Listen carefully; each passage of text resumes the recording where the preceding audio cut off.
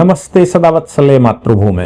हम लोग बात करने जा रहे हैं आज मोदी जी की इंडोनेशिया यात्रा के दौरान जो कांग्रेस का रिएक्शन आया और कांग्रेस ने जैसे कहा जहां जहां तुम जाओगे वहां वहां पग मिलेंगे, नेहरू जी की बात की। और सबसे खास बात यह है कि मोदी जी वहां के मंदिरों के दर्शन करने और मंदिरों के दर्शन के साथ उनके जीर्णोद्धार की बात कर रहे हैं। मंदिर जो साउथ एशिया का सबसे बड़ा मंदिर है, ऐसे मंदिर के जीर्णोद्धार दोनों ही, मतलब एक बौद्ध मंदिर है और एक शिव मंदिर है। वो केवल शिव मंदिर नहीं है, तीनों देवता हैं उसमें, ब्रह्मा विष्णु महेश, और 240 से ज्यादा और छोटे छोटे मंदिर हैं। ऐसे मंदिर में उनका प्रवेश, ऐसे मंदिर में मत्था टेकना, और फिर एक बौद्ध स्तूप जो कि वर्ल्ड का सबसे बड़ा बौद्ध स्तूप माना जाता है, और उस स्तूप के ऊपर भी 72 छोटे छोटे स्तूप हैं, 72 स्तूप्स हैं जो वहां के राजवंशों ने बनवाए थे। उनके विषय में मोदी जी वहां अब उसके जीर्णोद्धार के लिए भारत का फंड वहां देंगे। भारत में ही केवल मंदिर नहीं बन रहे हैं, मंदिर अब इंडोनेशिया के मंदिरों में। और मजे की बात यह है कि इंडोनेशिया सरकार इसके लिए राजी है। इंडोनेशिया हम सब जानते हैं कि विश्व का सबसे बड़ा मुस्लिम कंट्री है। सबसे बड़ा मुस्लिम कंट्री मतलब आबादी के हिसाब से अगर हम कहें, भारत और इंडोनेशिया आपस में आगे पीछे रहते हैं, सबसे बड़ा मुस्लिम कंट्री के रूप में कहा जा सकता है। लेकिन इंडोनेशिया पूर्व में पूर्ण रूप से हिंदू देश हुआ करता था। और इंडोनेशिया केवल आज का इंडोनेशिया मत काउंट करिए, उस समय के इंडोनेशिया सिंगापुर, मलेशिया और अगल बगल यहां तक सब आता था। और ये पूरा बौद्ध दर्शन के दृष्टि से जब वह बौद्ध शासक आया तो बौद्ध शासक ने भी यहां मतलब बुद्ध धर्म का प्रचार किया, बौद्ध का प्रचार किया। उससे पहले वैष्णव शैव राजा हुआ करते थे और पूर्ण रूप से होते थे।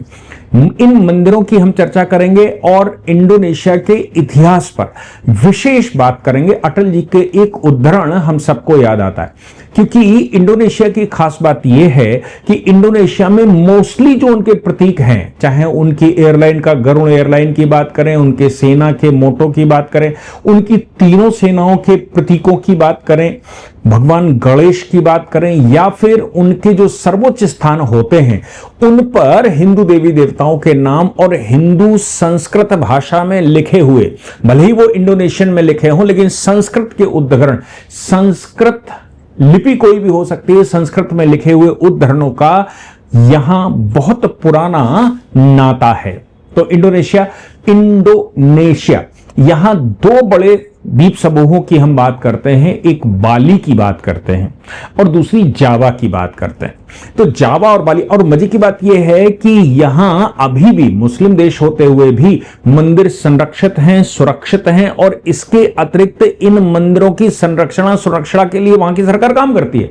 और यहां तक कि मुस्लिम देश होने के बावजूद वो अपने नामों को नहीं बदल रहे हैं, नाम अपने देश के नामों के नाम से ही नाम रखते हैं, और पुराने जो उनके नाम चले आ रहे हैं वैसा ही नोमेनक्लेचर भी है। अटल जी की बात याद आती है, जब ये सब कुछ अटल जी ने देखा और अटल जी 2001 में प्रधानमंत्री रहते हुए वहां प्रवास पर गए, तो उन्होंने कहा भाई नौसेना में जो उद्धरण है, समुद्र की विजय, शत्रु का नाश, ये संस्कृत में लिखे थे, शक्ति और सुरक्षा का प्रतीक या आदि पूर्ण, ऐसे शब्द जो सर्वोच्च पदक के रूप में हैं, वायुसेना के नाम, खुफिया एजेंसियों के नाम, नौसेना के जो उद्धरण हैं या शब्द हैं, ये सब भारतीय क्यों हैं? ये सब इस्लामिक क्यों नहीं है? तब कहते हैं अटल जी को जो जवाब मिला, उन्होंने कहा कि हमने मजहब बदला है, हमने पूजा पाठ की पद्धति बदली है, हमने अपने पूर्वज नहीं बदले, अपनी संस्कृति नहीं बदली, अपने संस्कार नहीं बदले। अब ऐसा कैसे हो सकता है कि कोई इस्लामिक कंट्री हो और वो ये कह दे कि हम अपने पूर्वज नहीं बदल रहे हैं? भारत में तो मुसलमान खूब खासतौर से खुले रूप में कहता है कि नहीं हम तो भारत को मानते ही नहीं है, हमारे तो पूर्वज ही वहां के हैं, जबकि अपने पूर्वज, उनके हमारे सबके पूर्वज एक ही हैं। ये कन्वर्टेड मुसलमान है, ना ईरानी मुसलमान है, ना तुरानी मुसलमान है, ये कन्वर्टेड मुसलमान है। यानी कि हिंदू से ही कन्वर्ट हुआ मुसलमान, फिर भी ये नया मुल्ला जैसे प्याज ज्यादा खाता है ऐसा कहते हैं, वो संसार में सबसे ज्यादा ये कहता है कि नहीं नहीं मैं मुसलमान हूं, कट्टर मुसलमान हूं। इसलिए इनको वहां खाड़ी के देशों में नमाज पढ़वाने या फिर मस्जिदों में इनको बैन कर दिया गया है कि इनका अपॉइंटमेंट नहीं हो सकता। ये भीख भी नहीं मांग सकते मस्जिद के बाहर बैठकर। क्यों? क्योंकि ये चरमपंथ को इतना बढ़ावा देते हैं कि ऐसा लगता है कि पूरे विश्व को जलाकर राख कर देंगे। और ये इनको वो मुसलमान भी नहीं मानते, इनको वो हिंदी कहते हैं और खासतौर से वो मवाली कहते हैं। मवाली से मतलब होता है जो खानाबदोश है, जिनका कोई अपना धर्म ईमान नहीं, ना ही वो हिंदू बचे ना ही मुसलमान बचे। बहुत सभ्यता से अगर कह देते हैं तो वो उनको हिंदी कह देते हैं। तो मैं एक बात कर रहा हूं हिंदुस्तान, पाकिस्तान और बांग्लादेश, खासतौर से इन 3 देशों की और इनसे लगे हुए ईरान इराक की, ये बड़े कट्टरता से चलते हैं। इनका मानना है पूरे विश्व को ये फतेह कर लेंगे। अब यहां जो प्रश्न उठता है वो ये उठता है कि फिर इंडोनेशिया क्यों नहीं, जो सबसे बड़ा इस्लामिक कंट्री है संसार का।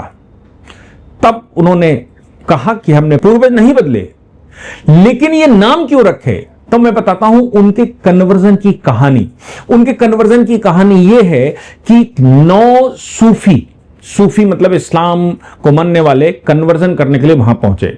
उन्होंने देखा कि बड़ी बड़ी गहराई से इंटैक्ट हैं ये लोग, और कोई युद्ध का वातावरण नहीं था। आक्रांताओं ने जब तलवार की दम पर सलवार बदली हो वो अलग विषय है। तलवार की दम पर सलवार बदली, उनसे पूजा पाठ भी करवाया और पुरानी संस्कृति का विरोध भी करवाया और फिर उनका कत्लेआम भी किया गया। इसलिए जब नई पीढ़ियां पैदा हुई तो वो वही सब सीख कर पैदा हुई, उनको कट्टरता सिखाई गई। लेकिन इंडोनेशिया पर ऐसा कोई इस्लामिक हमला हुआ नहीं था, समुद्र के उस पार था, इस्लामिक कंट्रियों के कंटिन्यूएशन में भी नहीं था। तो फिर वहां कैसे कन्वर्जन होगा, वहां हमला कैसे करेंगे। तो सूफी के नाम से, जो सूफीज्म भारत की पैदाइश है, भारत की, याद रखिएगा सूफीज्म को भारत की पैदाइश कहा जाता है, क्योंकि ये लोग आए, इन्होंने बड़ी क्लेवरली, बड़ी चालाकी से उस मेथड को अडॉप्ट किया जो हिंदू स्वीकार करते थे, सहिष्णुता का मैटर। वो सूफी 9 वहां पर गए, उन्होंने जावा में परिवर्तन करना शुरू किया, तो उन्होंने देखा कि यहां परिवर्तन हो नहीं सकता, इतनी गहरी जड़ें। तो उन्होंने क्या किया कि रामायण और महाभारत के उद्धरण और कठपुतली चलाना शुरू किया। इन कठपुतलियों में रामायण और महाभारत की जब कथा चलती थी, रामायण की खासतौर से जब कथा चलती थी, तो बीच में इस्लामिक प्रीचेस बड़े अच्छे करके डाला करते थे। बड़ा अच्छा इस्लाम है, बड़ा उद्धरण है और संसार का सबसे उदारवादी है। ऐसा डालते डालते उन सूफियों ने लोगों को आकर्षित किया, पूरी शक्ति से लगे। तो लोग धीरे धीरे करके मस्जिदों की तरफ इबादत, चूंकि हिंदू समाज था, हिंदू समाज जब इतने सारे सैकड़ों देवी देवताओं की पूजा कर सकता है तो एक और सही, क्या फर्क पड़ता है। उन्होंने उनको यह नहीं सिखाया कि अल्लाह के अलावा कोई और नहीं, क्योंकि जैसे ही कहते अल्लाह के अलावा कोई और नहीं तो उनका विरोध हो जाता और वो मारे जाते। तो उन्होंने कहा नहीं नहीं, ये इस्लामिक प्रीचेस हैं, इस्लामिक सिद्धांत हैं, इनको भी समझ लो। बीच बीच में ऐसे डालकर लोगों को आकर्षित किया और धीरे धीरे करके उनको इस्लाम स्वीकार करवा दिया। यही कारण है कि वो अपनी संस्कृति से भी नहीं भटके और इबादत का तरीका उनका बदल गया। सूफिज्म के माध्यम से वो आए थे। भारत में तलवार पर सलवार बदली गई थी, इसलिए भारत में पूर्ण रूप से उनकी संस्कृति से काट दिया गया, उनको हड़काया धमकाया गया, उनकी हत्याएं की, उनको प्रताड़ित किया गया, उनको धल का लोलत दिया गया और फिर उनको कन्वर्ट करने के बाद उनको हिंदू देवी देवताओं का विरोध करने के लिए भी दिया गया।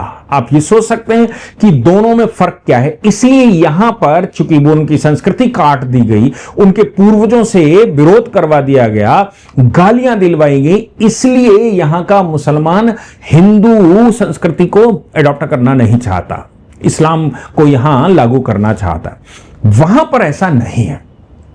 अब जब जावा में इस्लाम बढ़ा तो वहां पर हमारे यहां के, चूंकि संत तो भारत भूमि का ही वो एक्सटेंशन था, तो संत यहां से जाते थे। संतों ने वहां इस्लाम को रोकने के लिए, चूंकि भारत में इस्लाम की जो स्थिति यहां के संत देख रहे थे, उनको समझ आ रहा था कि इस्लाम स्वीकार करने का मतलब, इस्लाम के बढ़ावे का मतलब अब इंडोनेशिया का अंत हो जाना, सब खत्म हो जाएगा। क्योंकि इस्लाम की जो भयावह स्थिति यहां पर देखी थी 14वीं 15वीं सदी में, चूंकि 14वीं 15वीं 16वीं सदी में भारत में इस्लाम चरम पर था और औरंगजेब जैसे लोग मार रहे थे, कत्लेआम कर रहे थे। तो ऐसी परिस्थिति में जब वो कत्लेआम कर रहे थे तो फिर कैसे उसको समझा जा सकता है। तो उन्होंने उनको कैसे रोका जाए, इन सूफियों से कैसे बचाए, क्योंकि विरोध करोगे तो लोग विरोध करेंगे कि तुम ऐसा कर रहे हो। तो उन्होंने बराह अवतार की वहां और कच्छप अवतार की वहां या कूर्म अवतार की वहां पूजा पद्धति शुरू की मंदिरों में। कच्छप अवतार और दूसरा बराह अवतार। बराह अवतार का मतलब होता है सूअर का अवतार जब लिया गया। तो सूअर से चूंकि मुसलमानों को बहुत नफरत है, इसलिए जिन घरों में सूअर का पालन होगा, जिन स्थानों पर सूअर का पालन होगा, वहां मुसलमान कन्वर्जन के लिए जाएंगे ही नहीं। पूरा इंडोनेशिया उस समय बराह अवतार की पूजा करने लगा। बराह अवतार की पूजा करते लंबा समय हो गया, कन्वर्जन नहीं हो पाया। 100 वर्ष 150 वर्षों तक कन्वर्जन नहीं हो पाया। तो यहां से फिर संत जब गए तो उन्होंने कहा कि भाई आप ये बराह अवतार की पूजा क्यों करते हैं, या फिर ये सूअर क्यों पाल के रखे हैं। तब उन्होंने कहा भाई सूअर तो पवित्र है। उन्होंने छी बहुत गंदी वो है, मैं कह रहा हूं ये सूअर पालना ठीक नहीं है, ये तो गू खाता है। लोगों ने कहा कि भाई हम तो हिंदुस्तान की तरफ देखते हैं, हिंदुस्तान के पहले संतों ने हमें पालने के लिए कहा, आप कह रहे हो। धीरे धीरे खत्म होता चला गया। जैसे जैसे ये बराह अवतार की पूजा कम होने लगी, सूअर पालन वहां कम होने लगा, फिर वो कन्वर्ट होकर मुसलमान हो गए। वहां 2 बड़े राज परिवारों की बात कही जाती है, और वो दोनों बड़े राज परिवार, आप सोचो कि इतना इतना भयंकर वो है कि 20,000 का जो उनका रुपया है, वहां रुपया नहीं कहा जाता, रुपया है, उस पर भगवान गणेश की तस्वीर बनी हुई है। भगवान गणेश की वो पूजा करते हैं और गणेश जी को मानते हैं। अब यहां पर नुसंतारा साम्राज्य हुआ करता था, महान राजवंश हुआ करते थे। श्री विजय का 7वीं से 13वीं सदी तक श्री विजय राजवंश ने शासन किया। मजापाहित राजवंश ने 13वीं और 14वीं बल्कि 15वीं 16वीं शताब्दी तक किया, और फिर समुद्री व्यापार शुरू हुआ तो 16वीं सदी के बाद धीरे धीरे वो खत्म हुआ। यहां एक बड़ा मंदिर जिसको मोदी जी दर्शन करना और उसका उद्धार करना, ये यूनेस्को में संरक्षित है। प्रम्बानन शिव मंदिर, ब्रह्मानंद शिव ग्रह मंदिर आप यूनेस्को के द्वारा संरक्षित है। और इस मंदिर की खास बात है कि जो मुख्य और 8वीं 9वीं सदी में बना होगा, जो मुख्य मंदिर है वहां भगवान शिव और विष्णु और भगवान ब्रह्मा, ये 3 बड़े मंदिर हैं। इसके अलावा 200 से ऊपर छोटे मंदिर हैं। जितने देवी देवताओं की यहां पूजा होती है वो सब उस मंदिर में विराजमान है, और दक्षिण एशिया का यह सबसे बड़ा हिंदू मंदिर है। इस मंदिर के विषय में अब चूंकि हुआ क्या था, जब राजवंश वहां रहा करता था तो उन्होंने वहां, ऐसा कहते हैं कि उस समय वहां एक लावा आया, यानी कि भूकंप आया, या भूकंप ना कहिए, वहां ज्वालामुखी आया। ज्वालामुखी की वजह से स्थान शिफ्ट किया तो ये मंदिर वहीं रह गया। अब आज की तारीख में वहां जंगल हैं, जंगलों में इनकी रख रखाव नहीं हो पाता, और जब इस मुसलमान कन्वर्ट हो गए तो और ज्यादा नहीं हो पाया। ऐसी परिस्थिति में इस मंदिर का आज से 1500 साल पुराना होना इस मंदिर को अपनी भव्यता बताता है, और ये चूंकि भव्य मंदिर है संसार का, इसलिए यूनेस्को ने इसको संरक्षित किया है। मोदी जी ने अभी जो उनके साथ मेमोरेंडम साइन किया उसमें कहा कि इस मंदिर के जीर्णोद्धार में भारत मदद करेगा। भारत इंडोनेशिया मिलकर इस मंदिर का निर्माण दोबारा करवाएगा। अब ये मंदिर का निर्माण दोबारा करवाएगा। अच्छा, एक बात ये और है इस विषय पर समझने वाली कि जब ये जावा में इस्लाम, मतलब जावा में परिवर्तन करना शुरू किया, वो 9 जो इस्लामिक दूत थे वो वहीं जावा में ही गए थे। जावा में परिवर्तन शुरू किया था तो हिंदुओं ने अपने आप को बाली में शिफ्ट कर लिया। इसलिए बाली आज भी हिंदू बाहुल्य क्षेत्र माना जाता है, और बाली को हम जानते भी वैसे ही हैं।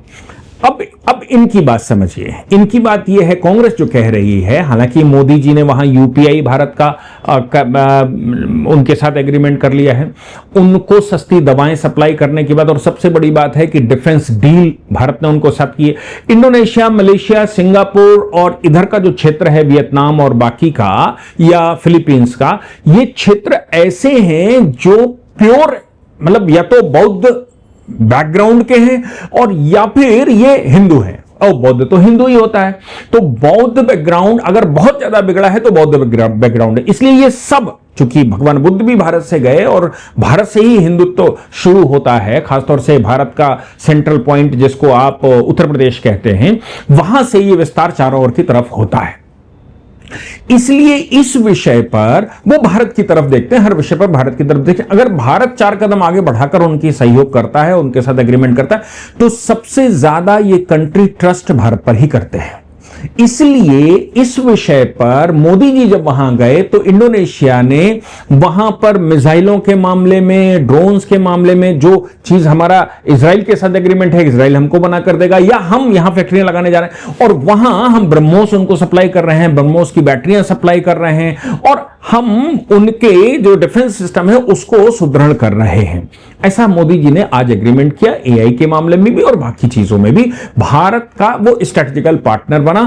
और मोदी जी ने जो कार्ड खेला वो एंशिएंट कार्ड खेला, बुद्ध कार्ड भी खेला और इसके साथ उन्होंने हिंदू कार्ड भी खेला। हिंदू मतलब जो देवी देवताओं के कार्ड हैं, कार्ड कहिए या मोदी जी की श्रद्धा कहिए या मोदी जी का अपना स्वभाव कहिए, जो भी आप शब्द इस्तेमाल करें वो कहा जा सकता है। अब इस विषय पर यह कहा जा रहा है कि मोदी जी वहां मंदिरों के जीर्णोद्धार के लिए क्यों जा रहे हैं, बौद्ध स्तूप के जीर्णोद्धार के लिए क्यों जा रहे हैं। चूंकि दो अलग अलग साम्राज्यों ने एक बौद्ध शासन था, एक बौद्ध साम्राज्य था और एक हिंदू साम्राज्य था। उसने अपना वो बनवाया, उन्होंने अपना वो बनवाया। कोई समस्या नहीं है, भारत में तो इसका कोई विरोध नहीं है। हिंदू बौद्ध अपने आप को, कुछ लोग बौद्ध अपने आप को अलग कह सकते हैं, लेकिन वो हिंदू की ही एक सब शाखा है। मैं सिखिज्म की बात करूं, हिंदुइज्म की बात, मैं बुद्धिज्म की बात करूं, जैनिज्म की बात करूं, कपालक की बात करूं, शिवालिक की बात करूं, लिंगायत की बात करूं, पसायत की बात करूं, या फिर हम बात करें शैविज्म की, या फिर हम वैष्णवों की बात करें, किसी की बात कर लीजिए, काली की बात कर लीजिए, कोई समस्या नहीं। भारत में किसी प्रकार का कोई विरोध नहीं है। भारत में एक ही परिवार सब अलग अलग देवताओं की पूजा पाठ करता है और एक दूसरे से प्रसाद देता है और सब हाथ जोड़कर खड़ा होता है। कोई समस्या नहीं है भारत में, लेकिन इस्लाम को समस्या है। इसलिए भारत में तुष्टीकरण की नीति को ध्यान में रखते हुए कांग्रेस का स्टेटमेंट आना स्वाभाविक था। इसलिए कांग्रेस और बाकी लोगों का, कांग्रेस ने कह दिया कि इनको अब वो मिला है सम्मान वितांग आदिपूर्ण। अब वितांग आदिपूर्ण जो सर्वोच्च सम्मान है, ये भी कोई इसको कहते हैं सर्वोच्च विदेशी नागरिक को सम्मान, जो इंडोनेशिया का सबसे सहयोगी माना जाता है। अब कह रहे हैं कि वो तो नेहरू जी को मरणोपरांत उन्होंने दिया था। आपको मैं एक बात और बता दूं कि इंडोनेशिया और भारत ने उस समय नॉन अलाइनमेंट मूवमेंट शुरू किया था, और इस नॉन अलाइनमेंट मूवमेंट का परिणाम यह था कि नेहरू जी से जब अटल जी ने कहा और उस समय पूज्य गुरु जी ने कहा कि तुमको डिफेंस तैयार करनी चाहिए, उन्होंने कहा हम तो नॉन अलाइनमेंट मूवमेंट के पार्ट हैं, हम तो किसी खेमे में ही नहीं, हमें क्यों चाहिए।